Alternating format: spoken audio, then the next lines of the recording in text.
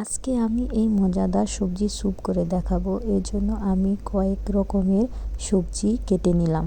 অন্যদিকে একটা কড়াইয়ে হালকা পরিমাণে একটু তেল নিয়ে নিব। তেল গরম হয়ে গেলে আমি এতে পেঁয়াজ কাঁচামরিচ দিয়ে ভালোভাবে নেড়ে নিব। এরপর আমার কেটে রাখা সবজিগুলো দিয়ে ভালোভাবে নেড়ে নিব এবং সিদ্ধ হওয়ার জন্য আমি আমার পরিমাণ মতো পানি দিয়ে দিব। অন্যদিকে আমি 2-3 চামচ কর্নফ্লাওয়ার পানিতে মিক্স করে নেব এবং অন্য আরেকটি বাটিতে আমি একটা ডিম ভেঙে নিব এবং ডিমটা স্যুপের মধ্যে দিয়ে ভালোভাবে নেড়ে নিব। এরপর শেষে আমার রেডি করে রাখা কর্নফ্লাওয়ারের পানিগুলো ভালোভাবে দিয়ে আবার ভালোভাবে মিক্স করে নেড়ে নিব। এরপর আমার রেডি হয়ে গেল স্যুপ।